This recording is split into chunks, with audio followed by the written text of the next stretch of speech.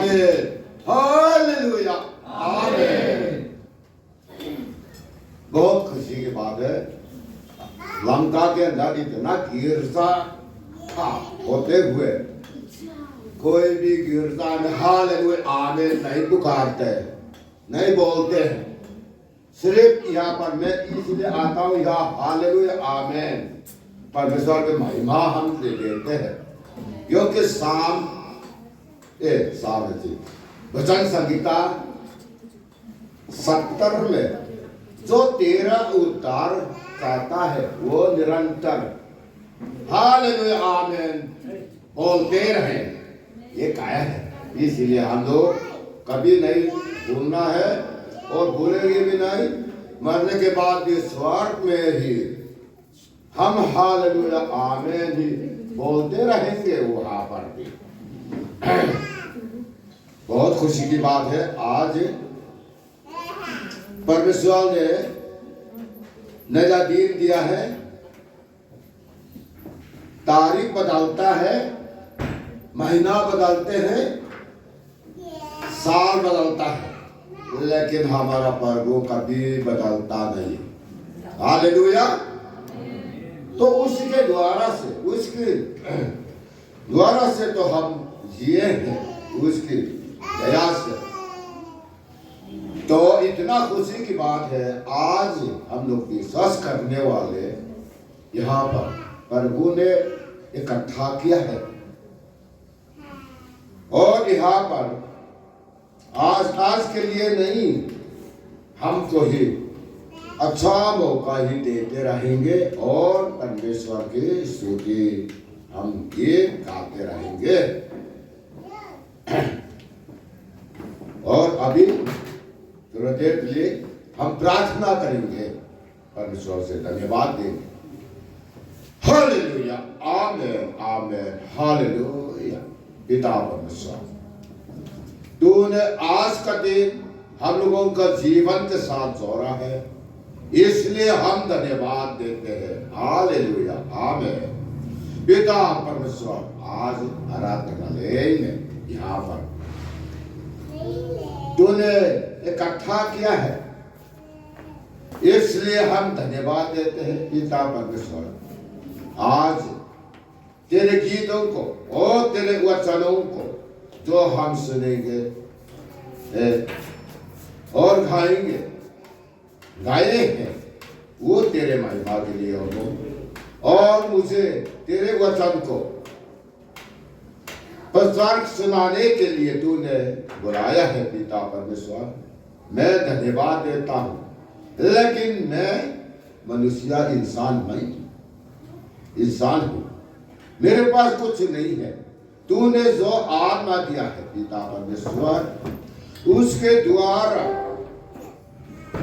हमारा दिल, हमारा मुख के द्वारा तू अपना सुसमाचार को प्रचार करे, और सुनने वाले भाई बहन लोग, इनके दिमाग और इनके कानों को तुम खोल दे। पिता परमेश्वर, तेरे वचनों को, सच्चे वचन उसी को ही सही तरीके से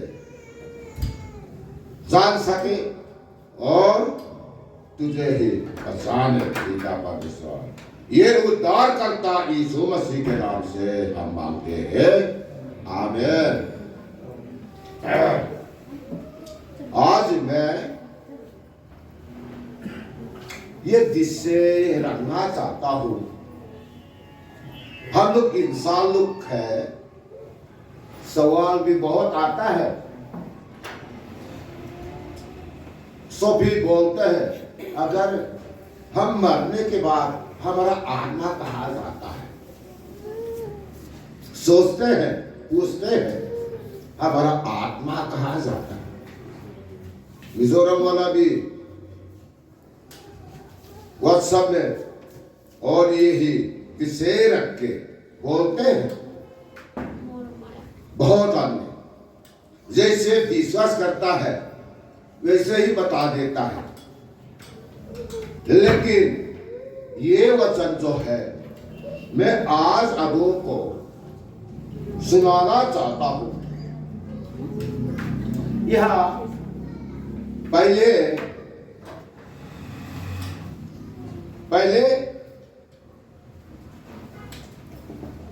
गलतियां 1 अध्याय 11 और 12 पद में पौलुस ने क्या बोला है गलतियों में, हे भाइयों, मैं तुम्हें बता देता हूं, जो सुसमाचार में मैंने सुनाए हैं वो हमारे की नहीं, मनुष्य से नहीं, क्योंकि वो मनुष्य की ओर से नहीं पहुंचा और मुझे सिखाया गया है ना कि पर यीशु मसीह की बरकत से मिला है। ये परमेश्वर की वचन जो है हम बाइबल से सीखते हैं, लेकिन जो असली सीधा चलने वाला और वंशावलियों को परमेश्वर सपने में ये कहता है, नंबर 16 अध्याय से पढ़ते हैं, ये लिखा है, जो तुम्हारा बीच में कोई भविष्यवाणी है तो मैं आके उनसे बातचीत करूंगा, सपने में भी मुझे देखेंगे, यही कहा है। और मार्कुस 16 अध्याय में 17-18 में ये लिखा, यीशु मसीह ने क्या बोला, जो मुझसे विश्वास करने वालों को यही चिन्ह होंगे, क्योंकि मेरे नाम से दुष्ट आत्मा को निकालेंगे और बीमारों के पर हाथ रखेंगे और वो चंगा हो जाएगा, ये कहते हैं। तो इसलिए मैं अनजान हूं, लेकिन परमेश्वर की दया से ये बातें को आदमी मरने के बाद कहां जाता है वो दिखाया है, मुझे सुनाया है बातचीत से, और नरक भी दिखाया है, स्वर्ग भी दिखाया है। उसी बात को हमारा मरने के बाद हमारा आत्मा जो है कहां कहां जाता है, 4 जगह में जाता है।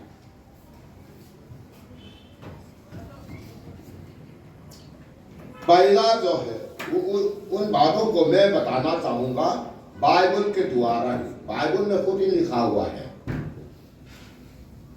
ईसाया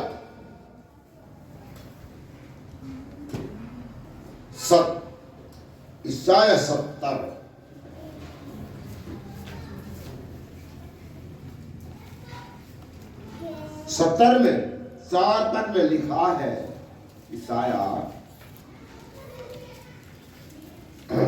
जो सीधे चलने वाला अपना हाथ में विश्राम करते हैं, सीधे चलने वाला, जो अच्छा धार्मिकता जो हम मानते हैं, तो सीधा परमेश्वर की आज्ञा से चलते हैं, वो है।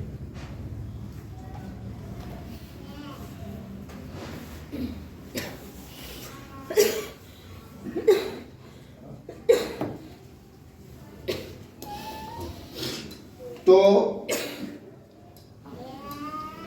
जब मरने के बाद सीधी चलने वाला जो है, जो मरता है तो कैसे मरता, अपना हाथ में, उनके आत्मा ऊपर को स्वर्गीय दूत लेने के लिए आता है, बाजू 2 आता है, ऐसे करके उड़ते हुए आता है, और उनकी आत्मा जो बीमारी अपना हाथ में जो बैठा हुआ है, लेटा हुआ है, वो अपना आत्मा से देखता है स्वर्गीय दूतों को।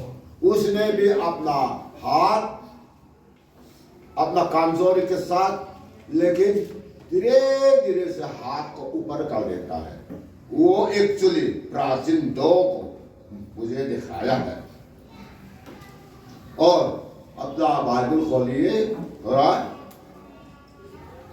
वो नंबर 1 है। मरते समय सीधी चलने वाला अच्छा धार्मिक जो करता है वो डायरेक्ट स्वर्ग में, जो स्वर्ग में है इतना हजारों से ऊपर में, ज्यादा से ज्यादा परमेश्वर की महिमा करते हैं, स्तुति गीत गाते हैं। और बाइबल खोलिए दूसरी पतरस 2 का और 4 पद में थोड़ा सुनाइए, जरा पढ़िए। दूसरी पतरस 2 का 4।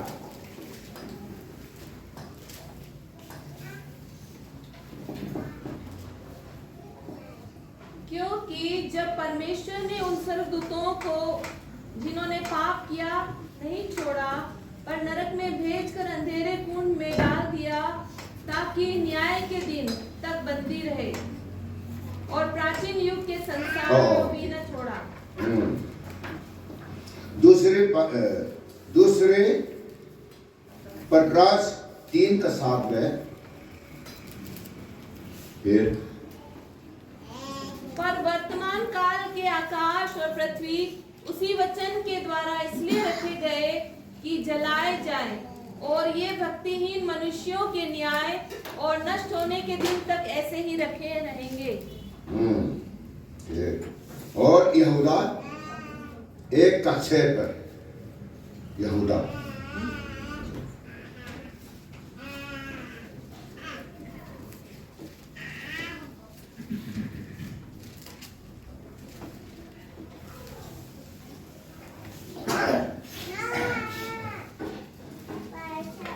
फिर जिन स्वर्गदूतों ने अपने पद को स्थिर न रखा, वरन अपने निज निवास को छोड़ दिया, उसने उनको भी उस भीषण दिन के न्याय के लिए अंधकार में, जो सदा काल के लिए है, बंधनों में रखा है।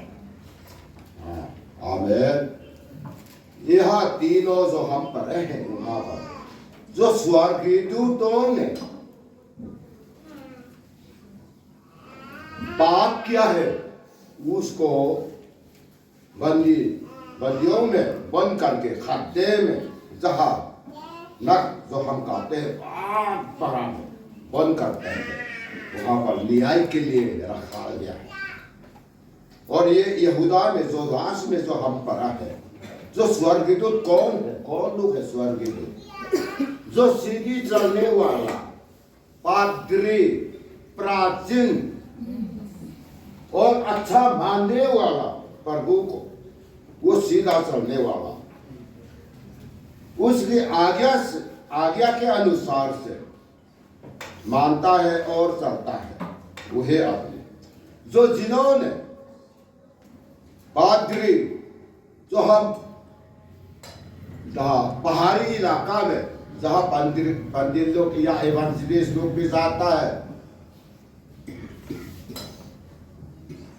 वो लोग जो पाप करते हैं, जो जिस काम के लिए जो भेजा है वो काम को नहीं कर रहा है, दूसरे काम में लगे हुए हैं, कहीं खेती में लगे हुए हैं, कभी कभी कोई आदमी है बगीचा बना रहा है, कोई लड़की को प्रेम कर रहा है, उससे ऐसे आदमी जो पापियों को, उनों के लिए ही यही नरक है। वो दूसरा है नरक, दूसरे जो मरने के बाद वो नरक के अंदर था।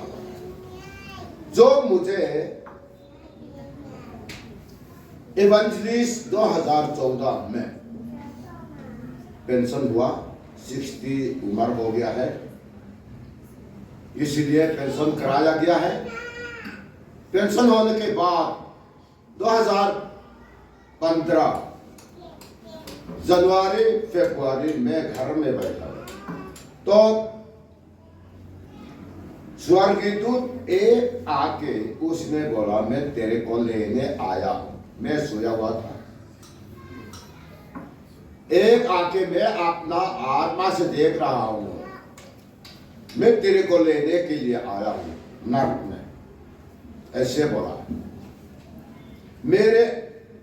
नारी या जो नरम होता है ना बच्चे को भी, वहां पर मेरे सिर में हाथ लगा के मेरे आत्मा निकाल दिया। पानी के बीच में दोनों ऐसे चले और आत्मा ले गया, जमीन के बीच में ले गया और जमीन के नीचे नरक था। वहां पर वो नरक जो है, जो हम पहुंचा तो बोला है स्वर्गदूत ने, ये जो है ये नरक जो है यीशु मसीह आने के बाद ये सब उठेंगे न्याय के लिए। कैसे बोला है? जैसे थेसलोनिका का 4 अध्याय में जो लिखा हुआ है। तो बाद में मैं बगल को देखा, यहां से 1 किलोमीटर नहीं था, वहां देखा तो कीचड़, दियाक बोलते ना कीचड़, उसमें गर्दन तक ऐसे डूबा हुआ, ऐसे बैठे हुए हैं। तो मैंने स्वर्गदूत को बोला, ऊपर में सिओल लिखा हुआ है, सिओल। ये लोग क्या हुआ कि ऐसे क्यों है? मैंने स्वर्गदूत को, मेरे साथ था, उसको पूछा, उसने बोला है ये लोग जो है, जो जिंदा था उसी समय अपना शरीर को नाश करता है, अपना शरीर को नाश करता है। कैसे नाश करता है? कोरिन्थियों का पहला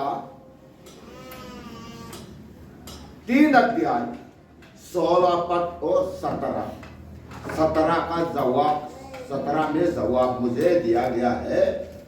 क्या तुम नहीं 16 में, क्या तुम नहीं जानते कि तुम्हारा देहा परमेश्वर का मंदिर है? जो कोई परमेश्वर के मंदिर को नाश करेगा तो उससे परमेश्वर नाश करेगा। 17 में बोला है ना? थोड़ा पढ़ के सुनाइए प्लीज। क्या तुम नहीं जानते कि तुम परमेश्वर का मंदिर हो और परमेश्वर का आत्मा तुम में वास करता है? यदि कोई परमेश्वर के मंदिर को नष्ट करेगा तो परमेश्वर उसे नष्ट करेगा, क्योंकि परमेश्वर का मंदिर पवित्र है और मत तुम हो। परमेश्वर नाश करेगा। कैसे हम नाश करते हैं? परमेश्वर एक्चुअली आपका मुंह और आपका दिल जो है किसके लिए बनाया गया? परमेश्वर वचनों को हमारा गीत गाने के लिए, अच्छी बातें करने के लिए, बुरी बात करने के लिए मुंह नहीं दिया है। हम लोग क्या करते हैं? सिगरेट पीते हैं, दारू पीते हैं, तंबाकू खाते हैं, शिकार खाते हैं, है ना? उससे क्या हो जाता है? कैंसर पैदा हो जाता है। अरे उसकी पेट के नारियों को उसको जो है सुराख कर देता है। दारू पीने से कलेजों फेफड़ा सड़ जाता है, जल्दी मरता। वही आदमी लोग जो है, जो परमेश्वर के मंदिर को नाश करेगा तो उसे परमेश्वर नाश करेगा। इसी में ही उसने स्वर्गदूत ने उससे जवाब मुझे दिया है, क्योंकि परमेश्वर का मंदिर, परमेश्वर का मंदिर पवित्र है। इसलिए हम वो लोग जो है, जो नरक में, कीचड़ में, दलदल में, जो ये लोग जो है यीशु मसीह आने से भी डायरेक्ट जाएगा वो नरक में, न्याय नहीं होंगी उनके लिए, ऐसे बोला। और वो तीसरा हो गया। चौथा को क्या है? आत्मा। चौथा आत्मा है। कहा जाता है आदमी मर जाता है, इस दुनिया में बड़ा मजा से जी रहा है, खा रहा है, पी रहा है, ऐश कर रहा था ना, वही आदमी दुनिया छोड़ना नहीं चाहता है। जब मर जाता है तो उनकी आत्मा नरक में नहीं जाता है, यहां इस दुनिया में जाता है, घरों में। मरने के बाद उनको क्या बोलते हैं? खलान आत्मा बढ़ रही है। हाँ हो कि ले आत्मा जो घूमता है, कभी उनके कोई देख लेता है ना, आदमी लोग देखता है, और अब उनके परिवार, उनके घर में भी आता है। और वो लोग जो है स्वर्ग में, ये बाइबल ने जो लिखा है ना, जो स्वर्ग में जो घूमते हैं, ये ऊपर में हवा में जो घूमता है, वो लोग जो है यही काम करता है। जो अच्छा विश्वास को गिराना चाहते हैं, घरों में झगड़ा करवाता है, लड़ाई करवाता है। और एक सच्ची बात है, यहाँ मिजोरम किनारे में खोकोन में एक लड़का था। उसने बोला, वो तो बहुत शराबी था और शैतान का काम वो लोग करता था। कैसे करता था? गिरजा आता है तो हम लोग, तो घंटी बजता है, समय आ जाता है, उससे पहले आदमी लोग आने से पहले हम लोग सब पूरा भर जाता है। खिड़की में हम लोग ऐसे बैठे हुए हैं, ऐसे करके। तुम जो है यो चेयरमैन को उसको नींद में सुला देना, तुम वो इसी बेंच वाला, तुम इसी बेंच वाला, तुम उसी बेंच वाला, ऐसे ही हम लोग बांटता है। वो सच्ची है। क्यों? गिरजा जाते वक्त नींद क्यों आता है? शैतान काम करता है। तो इसलिए वो लोग ने यही काम करते हैं, घरों में, भाई बहनों में, परिवार में झगड़ा करवाता है वो शैतान। जो कि यहाँ पर भजन संहिता में बोला है कि मेरे माँ ने पाप से पाला, मुझे पाप से पाला। ये पाप या ठेर क्या है? जब तक आप नहीं मरेगा, जब तक मैं नहीं मरूंगा, वो आत्मा भी नहीं जाएगा। जिस दिन हम मरेगा तो वो भी निकलता है।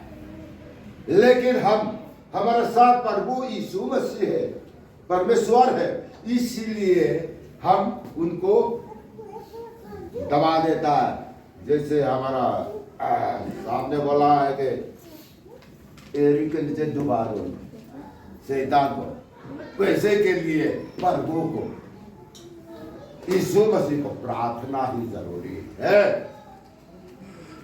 ये है चारों। सही में परमेश्वर ने मुझे दिखाया है और बताया इसी बात को, लेकिन ये बातों को मैं बताता हूँ। ये बाइबल में भी खुद ही लिखा हुआ है, मैं ये नहीं जानता, यहाँ पर ये बात ही लिखा हुआ है, नहीं जानता था, लेकिन प्रभु बताता है तो इसलिए मैं आज बता सका हूँ। ये परमेश्वर 4 जगह में जाता है, परमेश्वर नहीं, आत्मा जो है 4 जगह में जाता है। ये सत्य बात है। और इसके साथ साथ ही मैं ये सुनाना चाहता हूं, जैसे मैं सड़कों पर भी या बाजारों में भी मैंने कहा है सुनाता हूं। ये बात को थोड़ी बात बताना चाहूंगा। रोमियो का 13 अध्याय 11 और 14। बड़ा ये सुनिए, हम लोगों के लिए, विश्वास करने वालों के लिए बहुत ही जरूरी है। विश्वास करने वालों के लिए